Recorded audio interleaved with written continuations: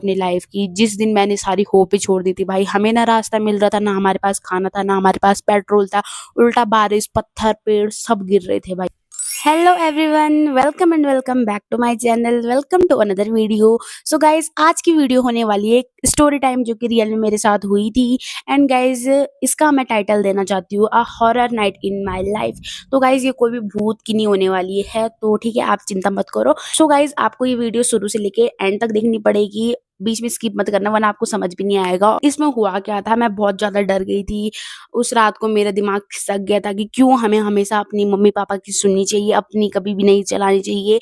तो ये सब हुआ था इस वाली कहानी में, जो कि मैं आपको बताने वाली हूँ। तो गाइस चलो, अब कुछ भी देर नहीं करेंगे, हम सीधा स्टार्ट करेंगे, ठीक है। ईयर 2022 मेरे पापा ने सडनली प्लान बना दिया था कि मैं अपनी 9th से लेकर 12th की पढ़ाई देहरादून में करूंगी। सो गाइज, मेरा स्कूल स्टार्ट हो गया था मेरे होम टाउन ही में। एंड मुझे 3 महीने हो गए थे अपने होम टाउन में पढ़ते पढ़ते। बट पापा ने मुझे अचानक से कह दिया कि बेटा चल, तुझे देहरादून ही पढ़ना है अब से। एंड गाइज, मैं इतना ट्रॉमेट, मैंने कहा यार देहरादून कैसे जाऊंगी, मैं कैसे रहूंगी अकेले। उस टाइम मेरी मम्मी घर ही में, तो कुछ टाइम के लिए मेरे भाई, मेरे पापा एंड हम तीनों चले गए थे, ठीक है, देहरादून के लिए। सो गाइज, मेरा एडमिशन हुआ एंड वो डेट थी 13 जुलाई। तो 13 जुलाई को मेरा एडमिशन हुआ, मैं स्कूल जाने लग गई। और गाइस, उस टाइम बहुत ज़्यादा बारिश हो रही थी। तो बारिश होने की वजह से बारिश होने की वजह से जो डीएम ने हमको ऑर्डर दे दिया कि 3-4 दिन तक स्कूल बंद रहेगा। तो गाइस, हुआ क्या था कि मैं बहुत अकेली थी उधर, मुझे बहुत अकेला अकेला फील होता था, मुझे रोना आता था यार मैं कहाँ हूँ। क्योंकि एक इतना से छोटे स्कूल छोड़ के बड़ा स्कूल में जाना, अपना एक इतना प्यारा सर्कल छोड़ना, जिस स्कूल में तुमने पूरे 10 साल पढ़ाई की है, उस स्कूल को छोड़ के दूसरे स्कूल में जाना, ये बहुत ज़्यादा मुश्किल था उस टाइम। और मेरे उस टाइम कोई फ्रेंड भी नहीं था, इसलिए मुझे और बुरा लग रहा था। तो गाइस, जैसे मेरी 3-4 दिन की छुट्टी पड़ी, तो मेरे दिमाग में आइडिया आया कि मेरे पापा घर जा रहे हैं, तो मैं भी अपने पापा के साथ घर चली जाती हूँ, ठीक है। मेरे पापा ने मुझे मना कर दिया था कि बेटा तू मत आ, घर मत आ हमारे साथ, कि 3-4 दिन की बात है, आराम से रह लो, उसके बाद स्कूल आना है तो इतना ऊपर नीचे क्यों करना है। क्योंकि गाइस, हमारे जो घर का और देहरादून का डिस्टेंस है वो ऑलमोस्ट 200 किलोमीटर तो है। तो पापा ने कहा कि बेटा क्यों तू फालतू में 400 किलोमीटर आएगी जाएगी। बट नहीं, मैंने तो ठान ली थी कि नहीं, मैं तो जाऊंगी जाऊंगी जाऊंगी जाऊंगी। पापा ने कहा ठीक है बेटा चल, ठीक है। तो गाइस, हुआ क्या, मेरा भाई, मेरे पापा और मैं, हम तीनों निकल गए थे देहरादून से। कितने बजे, 2 बजे निकल गए थे हम दिन के, ठीक है, क्योंकि पापा का काम था। फिर हम देहरादून से ऋषिकेश के लिए गए, तो पापा वहाँ और काम में उलझ गए। फिर हमको वहाँ हमारे एक रिलेटिव मिले, ठीक है, तो वो भी हमारे गाड़ी में आ गए, तो हम अब हुए 4। तो मेरे पापा ड्राइविंग कर रहे थे, उनके बगल में वो हमारे रिलेटिव थे और पीछे हम दोनों भाई बहन थे। तो गाइज, होता क्या है, बहुत अच्छे से हमारी जर्नी स्टार्ट हो जाती है। मैं बहुत ज़्यादा एक्साइटेड रहती हूँ, वाओ मैं घर जाऊँगी, मैं अपने दोस्तों से मिलूंगी, मैं बहुत मज़े करूँगी, मैं अपने दोस्तों को बताऊँगी कि मेरा कैसा एक्सपीरियंस है, ये वो। उसमें इतनी ज़्यादा एक्साइटेड थी कि क्या बोलूँ। ऑलमोस्ट गाइज, हमने 160 किलोमीटर तो आराम से पार कर दिया था, ठीक है। एंड हम एक जगह पे पहुंच गए थे जो कि हमारे घर से, होम टाउन से सिर्फ 40 किलोमीटर पड़ता है, ऑलमोस्ट 40 किलोमीटर ही पड़ता है। तो गाइज, हुआ क्या, वहाँ पे अचानक से पत्थर गिर गए, आगे पत्थर गिर गए, ठीक है। वहाँ पे बहुत ज्यादा ट्रैफिक लग गया एंड वहाँ पे पुलिस आ गई। फिर पुलिस ने कहा कि पत्थर साइड नहीं हो सकते कल सुबह तक, इसलिए आप लोगों को वापस जाना पड़ेगा।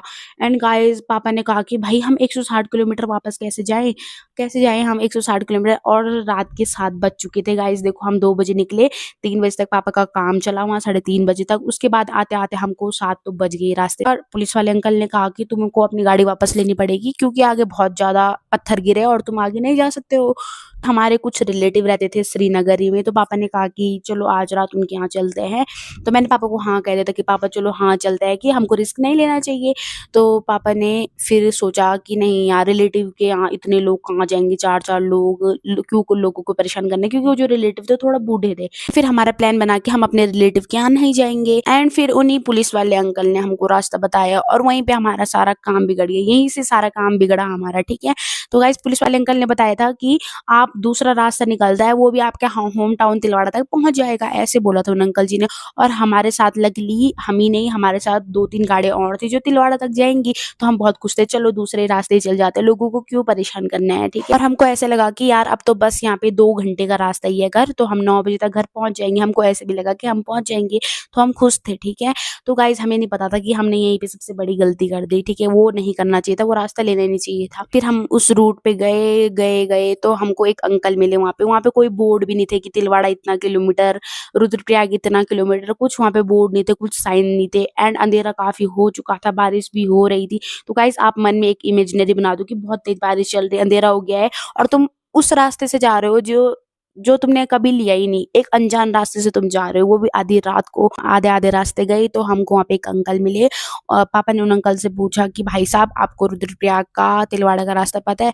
तो उन अंकल को कुछ पता तो था नहीं, उन अंकल ने हमारा और ज्यादा गड़बड़ करा दी। उन अंकल जी ने कहा कि हाँ सीधे सीधे ऊपर चढ़ते रहो, चुप ऊपर चढ़ते रहो। सो गाइज ऊपर चढ़ते चढ़ते हम पूरे अपने जहाँ से हमने स्टार्ट किया था वहां से 14 किलोमीटर ऊपर पहाड़ पे चढ़ गए। मतलब हमने यहाँ से स्टार्ट किया तो हम यहाँ चढ़ गए, ठीक है गाइज। और हमको वहाँ कुछ दिखा ही नहीं, वहाँ कोई रोड ही नहीं थी, वहाँ सारी रोड ही खत्म थी, ठीक है गाइज। फिर हमने यू टर्न लिया वहां से और हम वापस आ रहे थे, ठीक है। तो हमको वहाँ पे एक घर दिखा जो कि काफी अकेला घर था। वहाँ पे उस घर पे एक बूढ़े अंकल थे, ठीक है। तो पापा ने मुझे कहा जा बेटा वहाँ पे पूछ, ठीक है। अब मुझे डर भी लग रहा था, भाई क्या पूछूं, 8:30 बज गए रात के, क्या पूछूं। मैं अंदर गई, मैंने कहा अंकल जी आपको रास्ता पता है? फिर उन अंकल ने बोला अरे बेटा यहाँ तो कोई रास्ता ही नहीं था, तुम यहाँ कैसे आ गए? गाइस हमारी हालत खराब, क्योंकि हमने कुछ खाया भी नहीं था दिन से और ना ही हमारे पास गाड़ी में कुछ था और ना ही वहाँ कोई दुकान भी थी। तो हम वहाँ भूखे थे, पापा को बहुत चिंता थी कि बच्चे भूखे रह गए, ठीक है। गाइस मैं उन अंकल के पास गई, अंकल जी ने मुझे बोला बेटा वहाँ तो कोई रास्ता ही नहीं था। तो मैंने उन अंकल को बोला अंकल जी हमें एक अंकल ने बताया कि इधर से ऊपर ऊपर जाना है। फिर उन्होंने बोला कि उन्होंने आपको गलत रास्ता बता दिया, ठीक है। तो मेरे इतना दिमाग खराब हुआ, रात के 8:30 बज गए और अभी तक हम आधे रास्ते में हैं। गाइस फिर हम गए और फिर वहां से 3 रोड दिखी हमको, हम आगे आगे गए तो वहाँ 3 रोड दिखे हमको। भाई अब हम समझ नहीं आया हम किस रोड पे जाए, ठीक है। तो गाइस उस टाइम मैंने अपने पापा को बोला पापा ऊपर चलो, जो कि मुझे नहीं करना चाहिए था। पापा सही रोड बता रहे थे बट उस टाइम मैंने पापा को कहा कि पापा ऊपर वाली रोड पे चलो। जब हम ऊपर वाली रोड पे गए तो हमको वहाँ एक गाड़ी दिखी, सुनसान रोड पे एक गाड़ी दिखी। तो हमको लगा ओ गॉड जो कोई तो दिखा, ठीक है गाइस। तो हम जब आगे आगे वाली दूसरी गाड़ी वाले अंकल थे, उन्होंने बहुत ज्यादा ड्रिंक कर रखी थी और उन्होंने एक सुनसान रोड पे अपनी गाड़ी रुका दी और वो वहीं सो गए, ठीक है। बट हम आगे आगे गए एंड जब गाइस हम आगे आगे गए तो हम वहां ना आगे मतलब इतना ज्यादा अंधेरा और बारिश थी, पापा को नहीं दिखा और हमारी गाड़ी खाई में जाते जाते ही बच गई, ठीक है। और गाइस उस टाइम मेरी हार्ट बीट इतनी ज्यादा तेज हुई, पापा ने मुझे बहुत डांटा कि लड़की मैंने तुझे कहा था ना तू मता मता क्यों आई तू, मैं तुझ अगर तू नहीं आती तो मैं किसी और के यहाँ रुक जाता, मैं 4-4 लोगों को कैसे ले जा सकता था किसी और के यहाँ। उस टाइम बहुत बुरा फील हुआ कि यार मुझे अपने पापा की बात मान लेनी चाहिए थी, अगर मैं नहीं आती तो इतनी प्रॉब्लम नहीं होती। उस टाइम पे मुझे बहुत ज्यादा रिग्रेट हो रहा था बट गाइस रिग्रेट करके हम कुछ भी नहीं कर सकते। हुआ क्या, अ, वो गाड़ी ऐसे हमारे खाई में जाते जाते बच गई। मेरे पापा ने वापस उस गाड़ी को ले ली, रिवर्स मोड कर दिया और फिर हम थोड़ी देर के लिए वहां पे रुक गए। अब मैंने अपने खोपड़े पे ऐसा हाथ लगा रखा, सबने ऐसे अपने खोपड़े पे हाथ लगा रखा है कि भाई अब होगा क्या, अब हम क्या करें। एंड गाइस सबसे बुरी चीज, हमारी गाड़ी में इतना कम पेट्रोल था और ना ही वहाँ उधर कोई पेट्रोल पंप था, वहाँ पेट्रोल पंप के वहां तो कोई शॉप तक नहीं थी, ठीक है। अब हमको दिक्कत हो गई कि यार अब ना पेट्रोल है गाड़ी पे, ना हमको रास्ता मिल रहा है, ना हमारे पास खाना है और ना ही हमारे पास कोई गाइड करने वाला है कि इधर उधर चलो। और हम सब इतने ज्यादा दिमाग खराब हो रहा था और उल्टा से बारिश भी हो रही थी, इतनी तेज बारिश थी, पत्थर गिर रहे थे। अब पापा ने मुझे कहा तू अपना मुंह बंद रखना, तू मुझे अपना कोई भी रास्ता मत बताना, क्योंकि मैं ही वहां ऊपर खाई वाले रास्ते पे ले गई थी पापा को। फिर पापा ने नीचे वाला रूट चुना एंड गाइस आगे आगे जब हम गए गए तो 9:30 तो हो गए थे, देखो 9:30 हो गए थे। फिर हम नीचे वाले रूट पे गए, ठीक है। नीचे वाले जब हम रूट पे गए तो हमको एक बोर्ड दिखा और उस बोर्ड पे लिखा था तिलवाड़ा। भाई साहब जब मैंने उस तिलवाड़ा को लिखा हुआ देखा ना, best feeling in the world. आज आज तक उतनी अच्छी फीलिंग नहीं है। गाइस हमारे पास बहुत कम पेट्रोल था, अगर हम एक और बार खो जाते तो हमारी गाड़ी वहीं रुक जाती कसम से। तो तिलवाड़ा दिखा, हम बहुत खुश थे बट यहीं पे कहानी खत्म नहीं होती है। गाइस हम आगे आगे गए तो बारिश और तेज बढ़ गई। वो कांडा वाला रूट था, बहुत एकदम पुराना वाला रूट था वो, ठीक है। जो लोग कभी यूज भी नहीं करते वो वाला रूट था वो। तो गाइस जब हम उधर उधर जा रहे थे ना तो इतने पत्थर गिर रहे थे, पत्थर गिर रहे थे, हमारी गाड़ी ना पत्थर से गिरते गिरते बची है, ठीक है।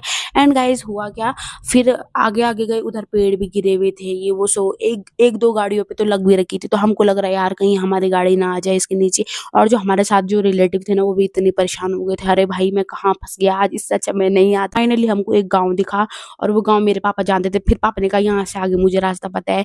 फिर गाइस हम अपने घर गए और बाई लग गाइस उतना पेट्रोल हमारे पास था कि हम घर सही सलामत पहुंच गए, वरना हम बहुत बुरे फंस जाते। फिर गाइस आप गैस करो कि हम दिन को 2 बजे निकले थे देहरादून से एंड हम वहाँ पहुंचे रात के 2 बजे सुबह, मतलब अगले दिन के हम 2 बजे पहुंचे थे उधर।